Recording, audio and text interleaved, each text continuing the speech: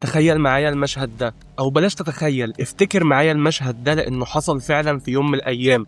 لما صحينا في يوم على فيديو قلب السوشيال ميديا، مطرب ستيني بيغني في حفلة أو فرح واتيفر، مش هو ده المهم. المهم فعلا إن أثناء ما كان المطرب بيغني ومندمج بيجي شاب واضح إنه بسيط بيطلب يتصور معاه. بس الشاب ده ما كانش بيطلب بأفضل طريقة ممكنة، خلينا نقول، لأنه كان عمال يزغد في الفنان وأكنه عايز يتصور معاه بالعافية. فبالتالي ما كانش من الفنان إلا إنه بكل بساطة رزع الشاب بالقلم قدام كل الناس. وبعيدا عن أخلاقية الموقف ده ومين صح ومين غلط، مش دي النقطة اللي جاية تناقش فيها ولا تعنيني أصلا. اللي جاية أتكلم فيه هو حاجة واحدة بس. الفنان ده ورغم إنه كان عارف إنه بيتصور، ونظرا لإنه أشهر مطرب في مصر والعالم العربي، فأكيد كان مدرك كويس قوي اللي بيعمله، وأكيد برضه كان عارف إن بعد كام ساعة من اللي حصل الفيديو هينتشر على نطاق واسع ومصر والعالم العربي كله هيشوفوا اللي عمله. بس على الرغم من كده ما تراجعش لحظة واحدة، وبكل بساطة ضرب الشاب بالقلم. السؤال بقى هو ليه ما خافش من رد الفعل قبل ما ياخد قرار زي ده؟ الإجابة إن الفنان ده قوي، على الأقل أقوى من اللي قدامه، ونفوذه أكبر منه بكتير. فسواء هو غلطان أو مش غلطان، هو عارف ومتأكد إنه مش هيتعاقب على فعله، لأنه بكل بساطة أقوى من الخصم اللي قدامه. القوة بتخليك قادر تعمل حاجات كتير بدون ما تخاف من العقاب، واعتقد ده اصبح واضح من الموقف اللي لسه حكينه. تعال بقى نوسع ادراكنا ونتخيل شوية. نتخيل ايه؟ نتخيل ان مكان الفنان في الموقف اللي لسه حكينه ده بطل خارق، بل اقوى بطل في العالم كله، لدرجة ان الابطال الباقيين بيخافوا من شره. شخص محدش يقدر يقرب له، لان اي حد هيقرب له عارف بكل بساطة انه هيكون في اعداد الموتى. شخص عنده كل النفوذ وكل العلاقات اللي تخليه ما يخافش من حاجة، لدرجة انه في وقت ما بسبب قوته العظيمة شاف نفسه إله. شخص بالقوة دي كلها تفتكر هيعمل ايه بنفوذه؟ احنا شفنا فنان بسيط وقوته محدودة بالنسبة لبطل خارق عمل ايه، لانه مش خايف من العقاب.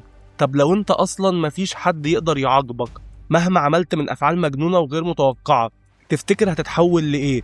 هتتحول لهوملاندر، البطل اللي قوته غير محدودة وجنانه غير محدود. ومع ذلك رغم كل ده بيصعب عليا. ايوه، ما تستغربش، هوملاندر برغم كل اللي هو فيه، الا انك لو فكرت شوية وعرفت اكتر عنه هتتعاطف معاه وهيصعب عليك. وده بقى اللي جايين نتكلم عنه النهاردة. فيلا بينا. بس قبل ما نبدأ في حلقة النهاردة احب اعرفكم بنفسي، بما ان ده اول فيديو على القناة. انا يوسف مجدي، صانع محتوى على باب الله، بشتغل في صناعة المحتوى من سنين طويلة، ولكن من ورا الكواليس لاني بشتغل في مجال الكتابة. لكن اخيرا قررت يكون ليا قناة اشارككم فيها افكاري، والنهاردة جاي اشارككم افكاري عن واحد من اكتر الشخصيات اللي اتعلقت بيها، وهو شخصية هوملاندر. بس قبل ما نبدأ اتمنى تشتركوا في القناة وتفعلوا زر الجرس، وكمان ما تنسوش تعملوا لايك للفيديو وتقولوا لي رأيكم في تعليق. ويلا بينا على الحلقة. مع نهاية المسلسل العظيم ذا بويز شاهدنا كلنا نهاية الشرير الافظع في المسلسل، الا وهو هوملاندر. والنهاية ما عجبتش ناس كتير، لكن انا واحد من الناس اللي ما اتضايقتش من النهاية قوي، لاني شايف ان شخصية هوملاندر تستاهل اللي حصل لها. لكننا مش هنتكلم دلوقتي عن نهاية هوملاندر، بل لازم نعرف في الأول كتير عن الشخصية دي عشان نعرف في الآخر هل النهاية اللي حصلت له كان يستحقها ولا لأ. طيب السؤال بقى، مين هو هوملاندر أصلا؟ هوملاندر في الأساس كان طفل صغير اتحقن بمركب في، زيه زي كتير من الأطفال اللي شركة فوت صنعتهم من صغرهم عشان يكونوا أبطال خارقين. لكن هوملاندر مختلف عن الباقيين لأنه الابن البيولوجي لسولجر بوي، وسولجر بوي كان بطل خارق هو كمان، وكان أقوى الأبطال الخارقين في عصره، لكنه كان بيتمتع بصفات جنونية وكان مصاب بجنون العظمة والنرجسية، لدرجة إن أعضاء فريقه نفسهم ما كانوش بيطوقوه. عشان كده عملوا خطة مع السوفييت وخلوهم يخطفوا سولجر بوي، ومن وقتها وهو محبوس عندهم في جهاز سبات بيجمده. وفي ظل غياب سولجر بوي كان لازم شركة فوت تشوف بطل تاني بيحمل نفس صفات سولجر بوي ونفس قوته، وعشان يكون الواجهة الدعائية لشركة فوت والفريقها الأشهر والأقوى فريق السيفن. وطبعا ما كانش في حد مناسب لكل ده إلا هوملاندر اللي فعليا ابن سولجر بوي واتحقن بمركب فيه، وده اللي اداله قوة خارقة تعدد سولجر بوي نفسه. قوة هوملاندر كانت كبيرة جدا لدرجة انها خلت سولجر بوي يظهر جنبه اكنه تجربة فاشلة. هوملاندر من صغره اتمتع بقوة تضاهي قوة سوبرمان، فبيقدر يطلع ليزر من عينه وبيقدر يطير وعنده سرعة خارقة وسمع خارق. من الآخر بطل خارق متكامل محدش ممكن يبقى زيه. قوة هوملاندر كانت سبب رئيسي في تعاسته من صغره، لأن شركة فوت احتفظوا بيه في واحد من معاملهم مع فريق مخصص يعمل عليه تجارب عشان يحاولوا يفهموا قوته ويشتغلوا على إنهم يكبروها أكتر وأكتر. وطبعا الحياة اللي عاشها هوملاندر خلته وحيد، مش بيخالط أي حد غير الدكاترة اللي بيعملوا عليه تجارب وبيعذبوه. والطفولة دي كونت شخص قوي هو الأقوى في العالم، لكنها كونت برضه شخص مريض بيعاني من مجموعة من العقد النفسية. فهوملاندر كان عنده مامي ايشوز ودادي ايشوز ظاهرين للأعمى، وده طبعا بسبب انه اتربى بعيدا عن ابوه، ما كانش ليه ام. ده غير ان قوة هوملاندر العظيمة خلته من صغره يمتلك نرجسية وجنون عظمة ملهمش وصف، وبدأ يشوف العالم ابيض واسود، يا اما هتكون قوي وتقدر تعيش، يا اما هتكون ضعيف فهتتقتل. مفيش منطقة رمادية عند هوملاندر، وكمان مفيش عنده اي حدود في القتل والتدمير. ده غير ان ما عندوش اي ذرة تعاطف اتجاه اي حد. كل الصفات السيئة دي هوملاندر ما اختارهاش ابدا، بل اتفرضت عليه بسبب نشأته القاسية، وده بالظبط السبب الرئيسي اللي بيخلي هوملاندر يصعب عليا. هو ما كانش ليه اهل ولا ليه صحاب ولا ليه حتى معارف، وكل اللي كان مطلوب منه انه يكون اقوى واقصى عشان يبقى اهم بطل خارق في التاريخ. كل الحاجات دي عمرها ما هتكون شخص سوي او عنده بوصلة اخلاقية صحيحة. كل الاسباب دي مش بتكون غير وحش ما عندوش لا قلب ولا تعاطف، وكل ده كان غصب عن هوملاندر نفسه، وعشان كده لازم يصعب عليك. بس السؤال هنا، هو معنى ان هوملاندر يصعب عليك انك تشوف افعاله السيئة شيء عادي وطبيعي؟ لا طبعا. لو انت مريض هتصعب عليا، لكن لو انت عمرك ما فكرت تتعالج وفضلت عايش بمرضك وافعالك بدأت تأثر بالسلب على كل اللي حواليك سواء ليهم علاقة بيك او ملهمش حتى، فانت برضه هتكون في نظري ونظر اي حد طبيعي تستاهل الشنق والموت بأسوأ طريقة ممكنة عقابا على افعالك. والتناقض ده بقى هو اللي بيخلق شخصية هوملاندر وبيخلي ليه جمهور واسع بيحبوه، وفي نفس الوقت ليه كارهين كتير مش طايقينه ولا طايقين سيرته، وده بالظبط اللي بيخلي الشخصية دي جميلة. التناقض في شخصية هوملاندر انعكس على جمهوره اللي بقوا فريقين، فريق شايفه مجرم وفريق شايفه بطل. بس وسط التناقض ده هوملاندر نفسه بيبص لنفسه ازاي وشايف نفسه ازاي.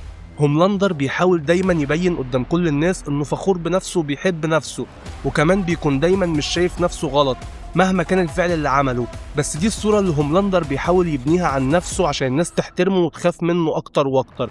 بس الحقيقة بقى والواقع ان هوملاندر ضعيف وهش وتايه وعنده تناقض كبير ظهر في لحظات كتير، زي مثلا اللحظة اللي هوملاندر قتل فيها إيترين. وقتها إيترين واجه هوملاندر بحقيقته وعرفه انه مجرد شخص تافه وجبان امتلك قوة جبارة، لكنه في الحقيقة شخص فاضي وبدون قوته هيكون ملوش لازمة. هوملاندر كان عارف ان كلام إيترين صح، والكلام فعلا وجعه، وعشان كده بنشوف ان هوملاندر بيتأثر وبتختفي نظرة الشماتة اللي بتكون ظاهرة عليه لما بيقتل اي حد، وظهرت مكانها نظرة حزن واضحة بتعبر عن ان كلام إيترين صح. وايوه دي نظرة هوملاندر الحقيقية لنفسه، بتوضح كمان ان هوملاندر احترم إيترين لانه ما خافش منه ابدا وواجهه بحقيقته. وللعلم هو بيحترم الناس الشجاعة اللي مش بتخاف تبينه على حقيقته، وده بالظبط اللي عمله إيترين في اللحظة دي. وعشان كده بنشوف ان هوملاندر احترمه وكان زعلان فعلا انه قتله، وعشان يبين احترامه لإيترين قتله عن طريق انه كسر راسه، لكنه ما قتلوش بالليزر او شوه جثته في قتال عنيف زي ما بيعمل دايما، لان إيترين شخص واضح وما خافش منه، وده يستاهل التقدير، ويستاهل على الاقل لما يموت تكون جثته قطعة واحدة وما تتبهدلش حتى في موته. وتعرف انت ممكن تقول عليا بأفور وهوملاندر مش بيحترم إيترين او شايف كلامه صح مثلا، بس الكلام ده حقيقي صدقني، وده ظهر في مشهد تاني. كان هوملاندر خاطف ذا ليجند الرئيس السابق لشركة فوت، الراجل العجوز اللي مش بيمتلك اي قوة خارقة، وكان عارف ان هوملاندر في اي لحظة ممكن يخلص عليه، لكنه مع ذلك ما كانش خايف منه. هوملاندر ما حسش للحظة انه خايف ولا سمع دقات قلبه بتبقى اسرع كدليل على الخوف، وده اللي خلى هوملاندر يستغرب ويسأله هو انت مش خايف مني؟ فقال له ذا ليجند من نص كده لا مش بخاف منك، بالعكس انا بشفق عليك، انت شخص مختل ضعيف، وعشان كده بالتالي ده ورا قوتك اللي ملهاش نهاية، لكنك في الحقيقة شخص بلا قيمة. هوملاندر كان عارف كويس ان كلام ذا ليجند صح، وعشان كده ظهرت على وشه نفس نظرة الحزن اللي ظهرت عليه قبل كده في مواجهة إيترين. وكمان احترم ذا ليجند لانه كان صريح وواضح معاه ومش خايف منه، رغم انه عارف ان هوملاندر ممكن يخلص عليه، ولان هوملاندر بيحترم الناس اللي بتواجهه بحقيقته فبيقرر ما يقتلش ذا ليجند وبيسمح له يهرب عادي خالص. وبكده نكون اتعرفنا على نظرة هوملاندر لنفسه، واللي زي ما شفنا هي نظرة مشوهة بتحمل كتير من التناقضات. بس السؤال بقى، هوملاندر رغم انه عارف حقيقة نفسه هو بيخلي انهي جانب ينتصر دايما؟ زي ما قلنا هوملاندر شاف حاجات كتير سيئة في حياته وحصلت له عقد نفسية تخلي اي شخص يتعرض لها يطلع غير سوي، وده سبب كافي انه يصعب عليك. لكن في حاجة تانية بتخليك دايما انك تشوفه شخص حقير مهما صعب عليك، والحاجات التانية دي بقى تتلخص في اختيارات هوملاندر. في مواقف كتير اتحط بين اختيارين، يا اما يختار طريق الخير يا اما يكون شخص حقير ويختار طريق القتل والدمار. وللأسف دايما كان الشر عنده بينتصر وبيختار أسوأ اختيار في كل مرة، ولا مرة انجذب ناحية الطريق الصح أو مشي فيه حتى اللحظات. لا هو دايما لما بيتحط بين اختيارين، إما بيختار الاختيار الأسوأ واللي بيخلده كشخص حقير، يا إما بيختار اختيار تالت بيكون أحقر من الاختيار الغلط اللي كان قدامه في الأول. وعشان كده هوملاندر مهما صعب عليك لازم هتشوفه شخص حقير. زي مثلا حادثة الرحلة 37، في الوقت ده هوملاندر كان رايح لطيارة عشان ينقذها من السقوط، لكنه بالغلط قتل طيار الطيارة دي والطيارة كانت هتقع. وكان قدام هوملاندر اختيارين، يا إما يشيل الطيارة وينقذ اللي فيها كلهم، يا إما لو مش هيقدر يشيل الطيارة مرة واحدة فيقدر ينقذ عدد كبير من الركاب قبل ما تقع ويسيب عدد صغير يموت. بس هوملاندر مش بيختار ولا اختيار من دول، بيقرر يختار اختيار تالت خالص، هو انه بكل بساطة يمشي من الطيارة ويسيبها تقع ويموتوا كل اللي فيها.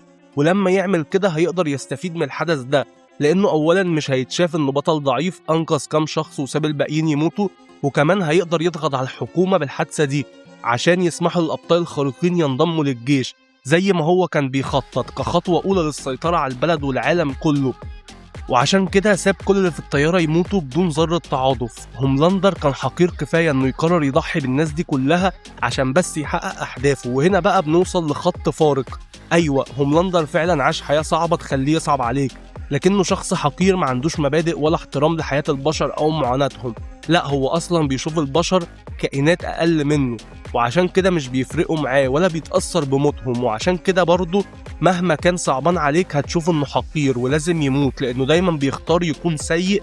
فعشان كده لازم انت كمان تتمنى له الأسوأ، والا هتكون من جواك شخص غير سوي زيه بالظبط. وكمان في حاجة تانية في هوملاندر تخليك تشوفه حقير وهتنسى كل تعاطفك معاه. الحاجة دي هو حب هوملاندر تعذيب أي حد أضعف منه. هوملاندر مش بيعذب كل ضحاياه تعذيب جسدي، لا هوملاندر شخص متلاعب وقادر يعذب أي حد نفسيا ويدمره بدون ما يستخدم 1% من قوته، لأن التعذيب النفسي دايما أسوأ من أي نوع عذاب تاني، والنوع ده بقى هوملاندر متخصص فيه، وده يخليك تبصله كشخص زبالة فعلا. عندك أمثلة على كده كتير، وأكتر مثال واضح على ده علاقة هوملاندر بشخصية زديد. طبعا كلنا عارفين ان زديب شخص متملق ملوش قيمة، لكننا برضو عارفين انه من اشد المخلصين لهوملاندر.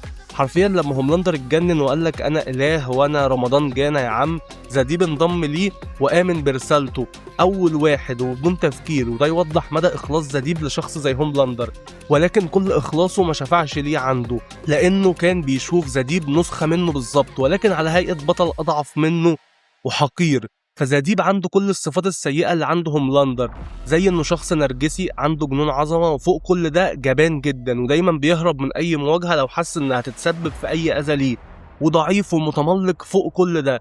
وهوملاندر كان بيشوف كل عيوبه في زديب وكان شايف انه لو بقى اضعف هيكون نسخة منه، وعشان كده ما كانش بيتردد لحظة في انه يتلاعب بيه، سواء بقى لما كان بيفكروا دايما انه ضعيف او جبان ومتخاذل، او حتى لما كان كل يوم يطردوا من فريق السيفن عشان زديب يرجع يعتزله ويعيط فيرجعه تاني ويفضل يتلاعب عليه ويدمره نفسيا، وبعدها يطردوا من الفريق تاني، وهكذا في دورة ما تنتهيش إلا بنهاية المسلسل وموت الاتنين.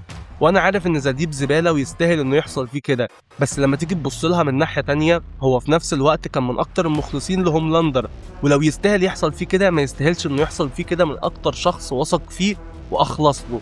بس هوملاندر لانه مريض فكان بيستمتع بالتلاعب بيه، ومش بس هو لوحده، هوملاندر عمل كده مع ناس كتير جدا، لكن اكتر شخصية عمل معاها كده ووضحت الجانب ده منه كانت شخصية زديب.